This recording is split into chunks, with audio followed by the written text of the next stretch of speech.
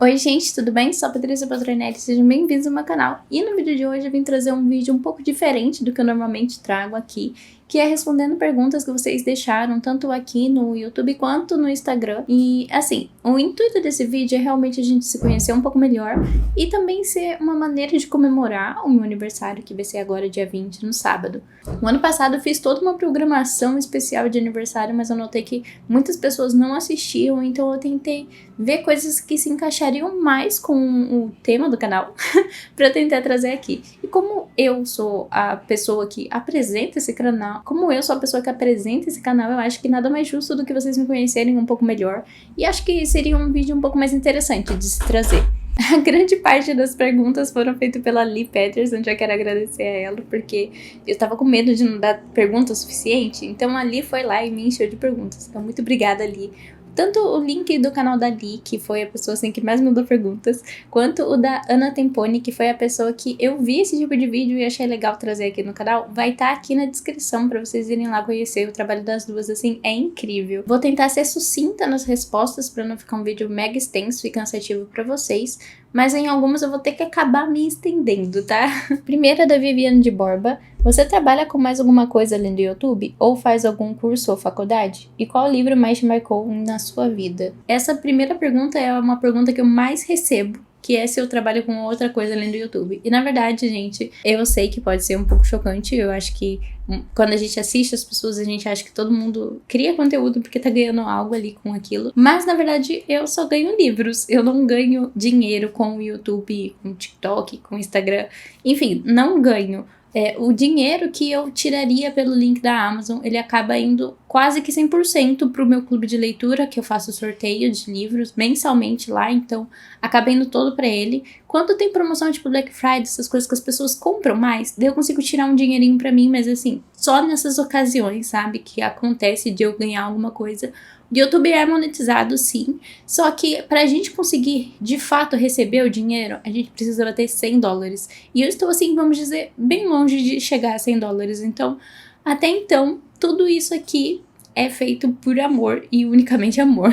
Agora eu também tô fazendo live na Roxinha, né, na Twitch. Lá a gente consegue sacar com $50, que é metade do YouTube, então eu acredito que vai ser mais rápido. E lá também por ter sub, que é algo que você pode dar com a Amazon Prime, também acredito que vai ajudar a ser mais rápido. Mas, por enquanto, eu não ganho nada com a minha criação de conteúdo, a não ser livros. Parcerias com editoras, caso vocês não entendam. Parceria com editora, caso tenha alguém que não entenda, a gente recebe os livros e em troca a gente fala dos livros.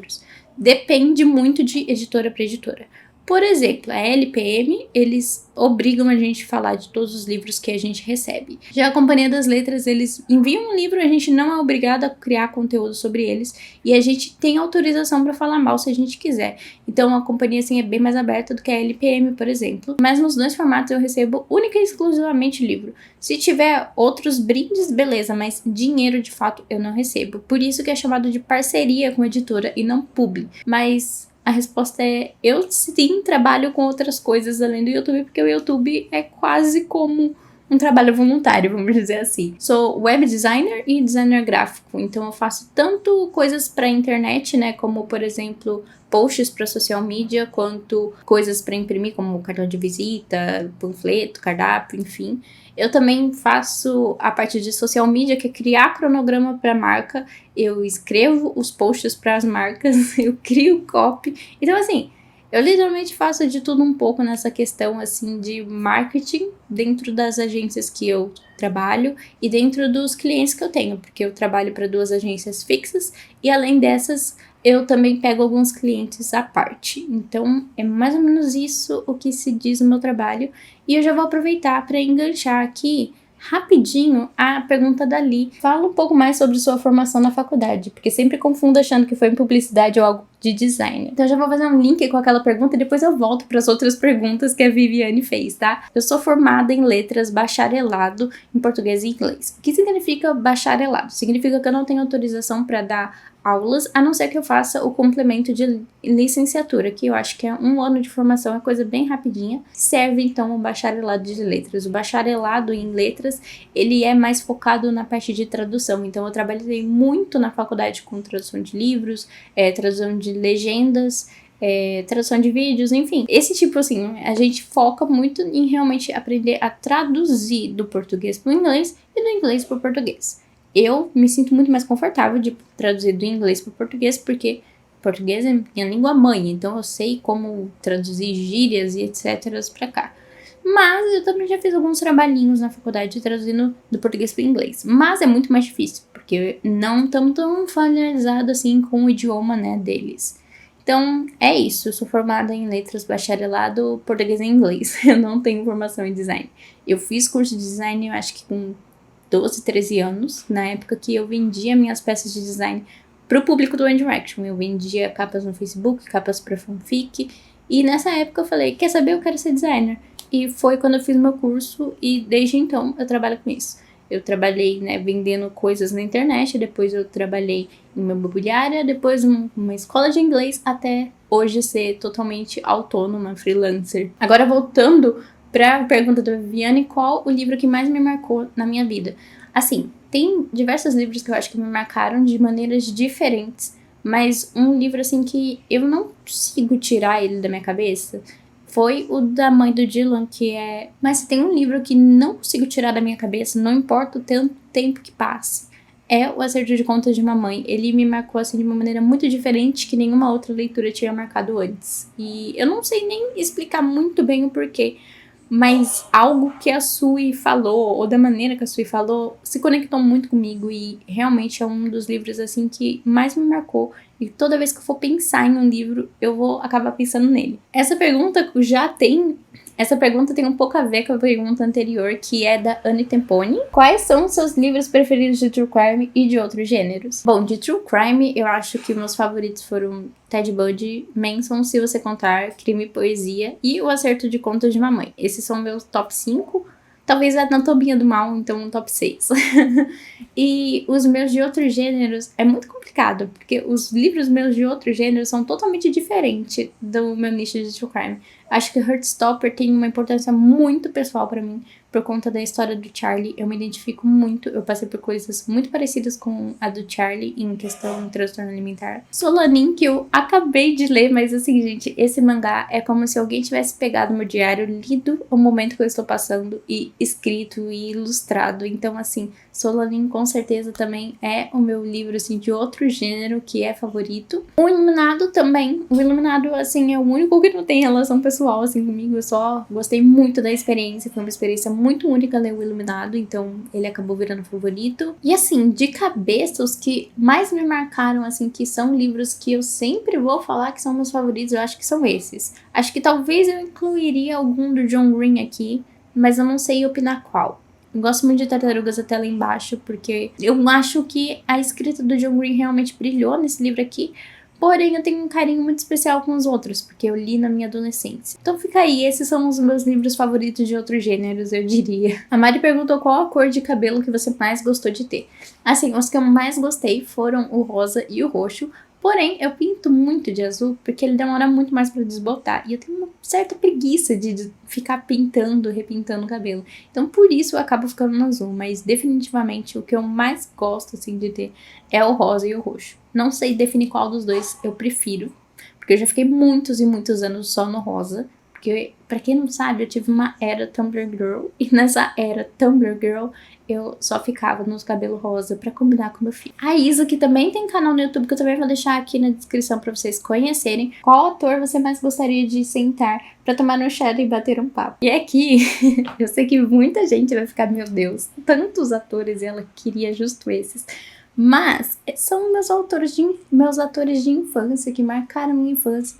E que se vocês olharem no meu diário de 9 anos, tem foto deles, então tinha que ser eles. Que é quem? O Dylan e o Cole Sprouse, que são o do Zack e Cody, Gêmeos a Bordo, Gêmeos em Ação, enfim, do Zack e Cody.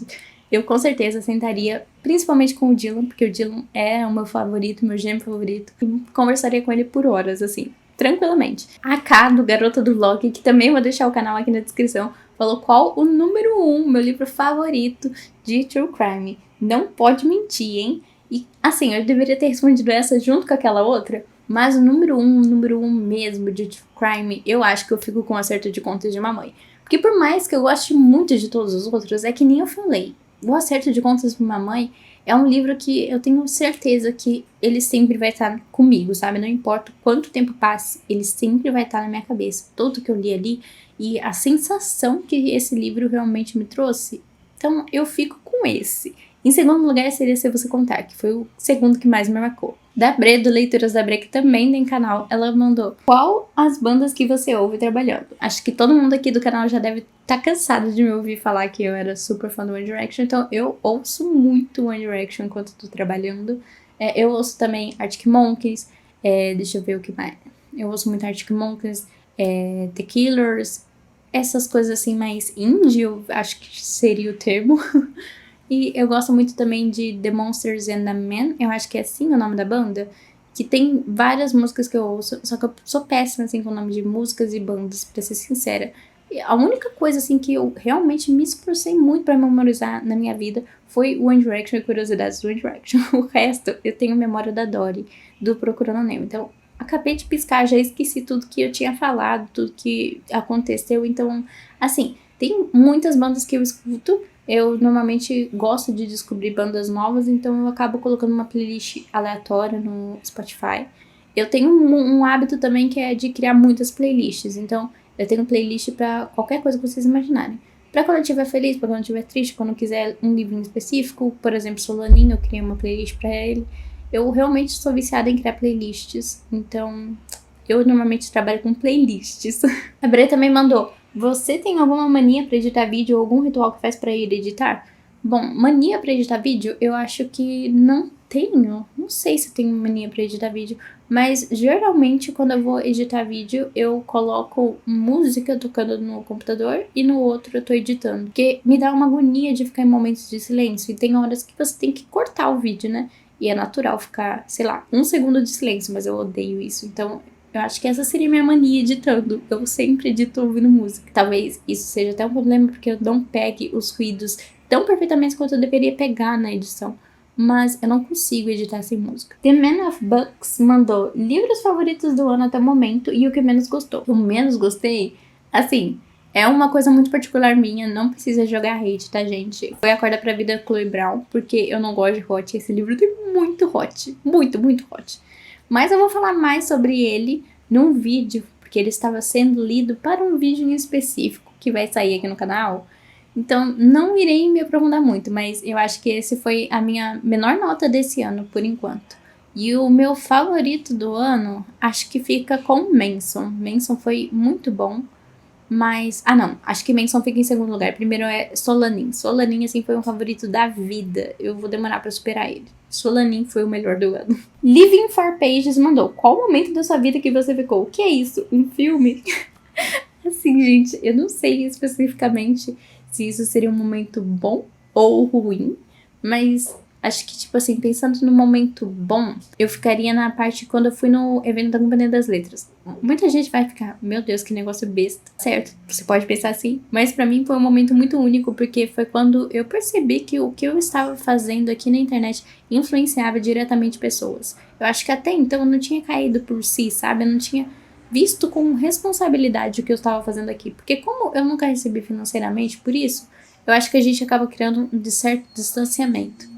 Mas, daí quando eu fui de fato pro Companhia das Letras, o evento, e eu vi pessoas e eu conheci pessoas, e aí chegou aquela questão de: meu Deus, eu fiz isso, sabe? Agora, um momento ruim, eu acho que eu vou deixar como o dia que pegou fogo num dos apartamentos aqui do prédio.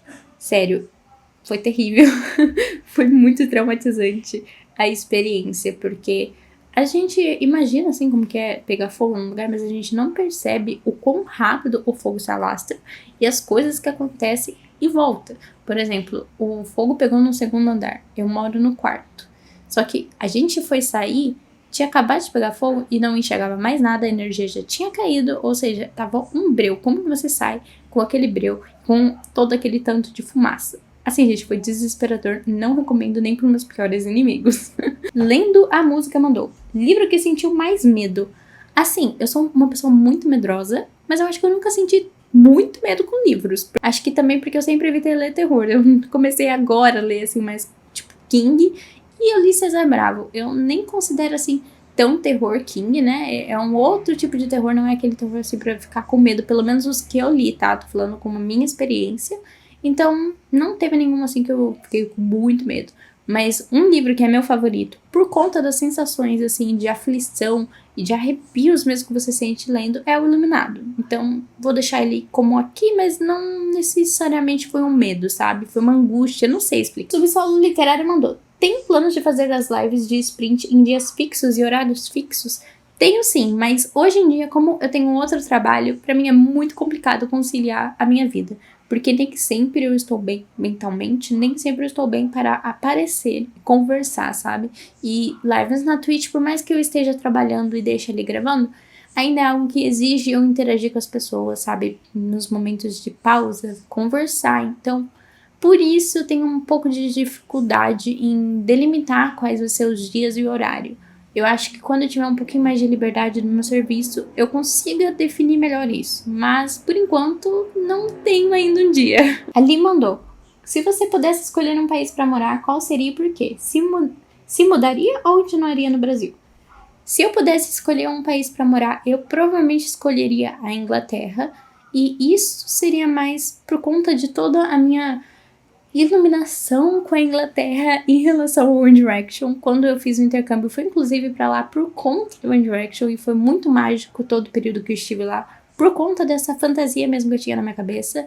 E eu também tenho amigas que moram lá, então seria um facilitador ali pra mim. Se eu fosse em outros países, eu teria que me virar do zero. Então, se eu fosse pra algum país morar, efetivamente seria Inglaterra. Se eu me mudaria ou continuaria no Brasil, eu tenho muita vontade de me mudar no Brasil, pra ser sincera. Eu só não me mudei porque Matheus não se mudou.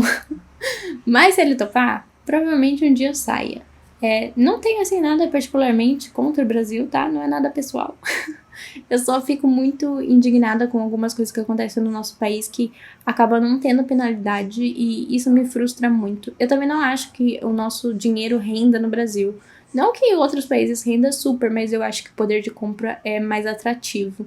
E, sinceramente, eu não tô afim de trabalhar o resto da minha vida. Eu quero ter um pouco de paz, sabe? Então, acaba sendo um pouco mais atrativo morar num país que você é mais reconhecido financeiramente. Então, por isso que eu já pensei. E ainda penso, às vezes, sobre não morar mais aqui. Mas, enfim. Já vou aproveitar para linkar com a pergunta da Isa, que é: tem algum lugar no mundo que você gostaria muito de conhecer?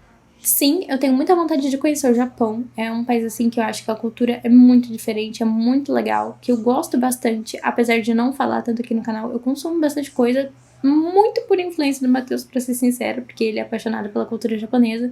Mas antes de conhecer ele, eu já era viciada em ver vlogs no Japão. Então, é um país que eu tenho muita vontade de conhecer. O problema, né, é o din-din pra ir pra lá, porque é muito caro, até mesmo a passagem pra ir pro Japão.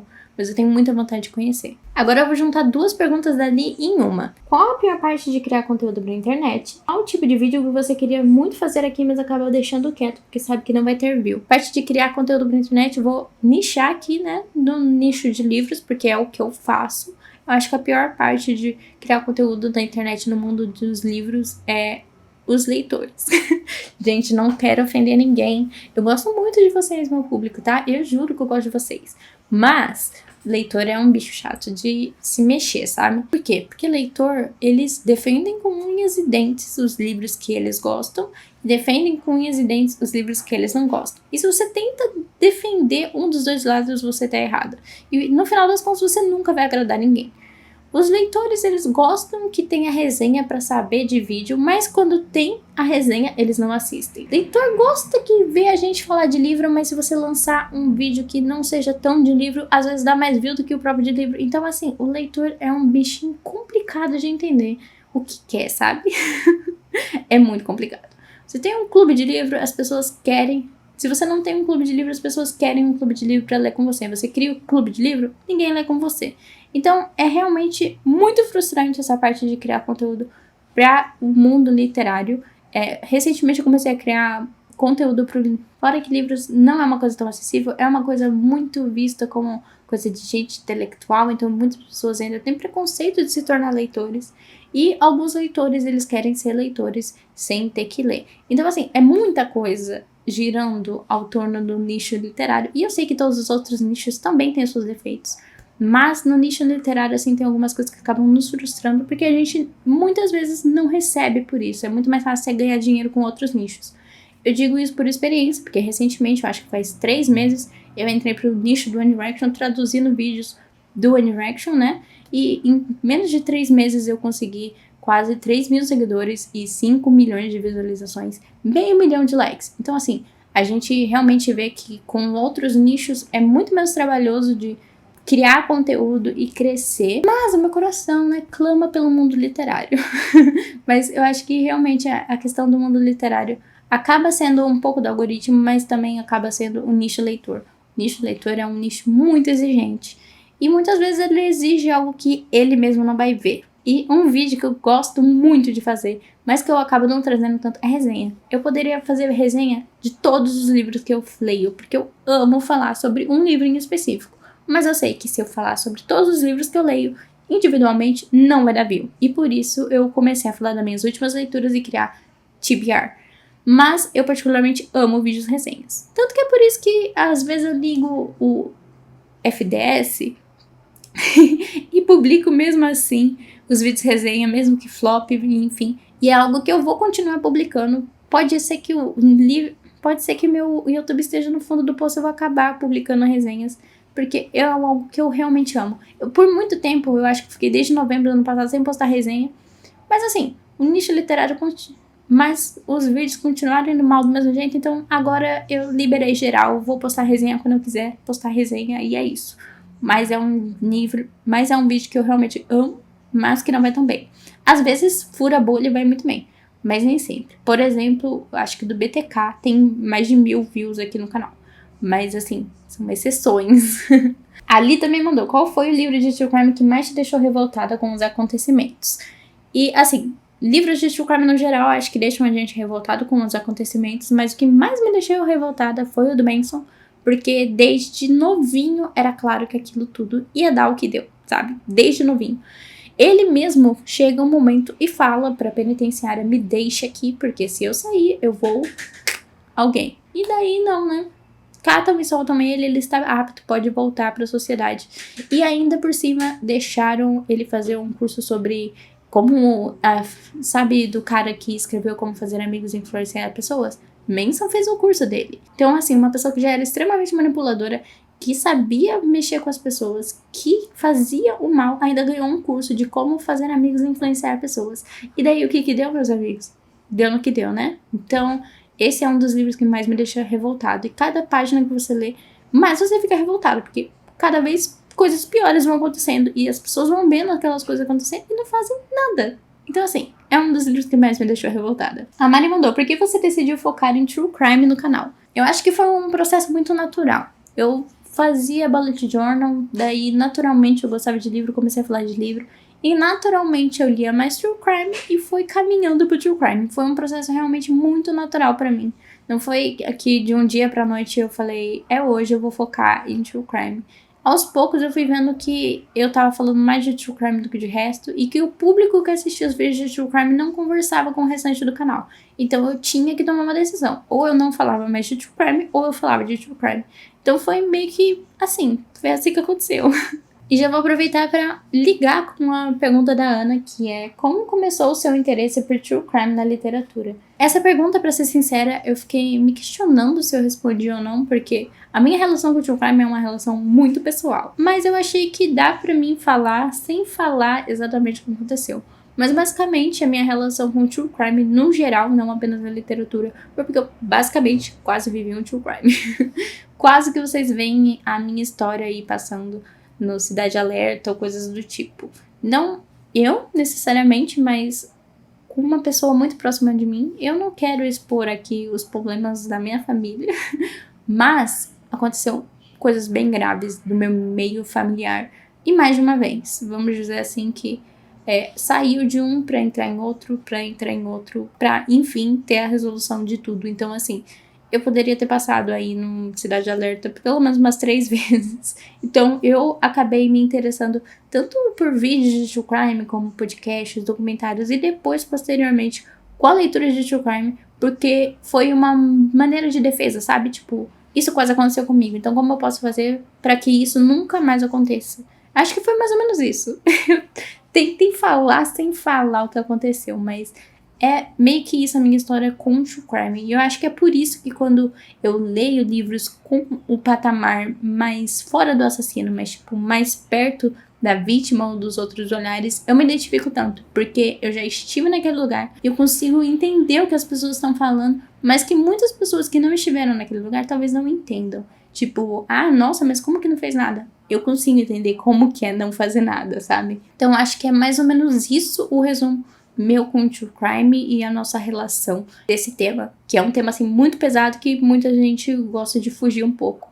Pra mim é algo que é até estranho falar isso, mas me passa um certo conforto, porque eu consigo identificar pessoas que passaram por algo parecido e consigo meio que criar um escudo pra não passar de novo. E agora uma última pergunta que ninguém mandou dessa vez, mas é uma pergunta que eu recebo muito, é o que é esse negocinho que fica atrás de você mostrando uns bichinhos? Vou pegar pra mostrar pra vocês. Isso daqui, gente, é uma caixinha de som.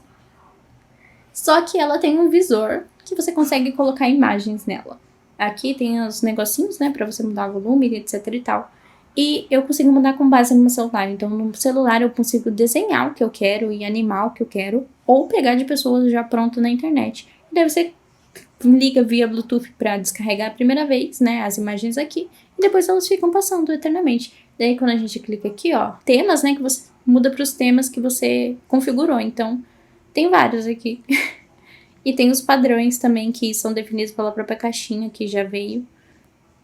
Tem uns negocinhos assim pra gente ouvir música. E, enfim, é isso, é uma caixinha de música. Eu vou deixar o link dela na descrição. É da Divon. A Divon é meio que especializada em arte de pixel, então tem essa caixinha pequenininha, tem um mini computadorzinho, assim, que eu acho a coisa mais fofa. Tem também uma tela mais ou menos desse tamanho de pixel, que o GF tem, que fica no fundo dos vídeos dele. Então, assim, eu acho uma gracinha. É meu xodózinho essa caixinha de som. Eu quase não uso como caixinha de som, só uso pra assistir filme. Mas eu tenho um xodó imenso por ela. Ela é realmente minha queridinha do canal. E bom, o vídeo de hoje foi esse. Espero que vocês tenham gostado desse bate-papo. Se vocês quiserem mais vídeo aí, conversando sobre a vida, filosofando, nos conhecendo melhor, deixa aqui nos comentários. Foi um prazer responder as perguntas pra vocês. E se vocês quiserem, gostarem desse tipo de conteúdo, eu estou super aberta a fazer mais dele, porque foi bem divertido, pra ser sincera. Muito obrigada a todos que deixaram as perguntas. Muito obrigada a todos que assistiram até o final. E o vídeo de hoje foi esse. Nos vemos no próximo.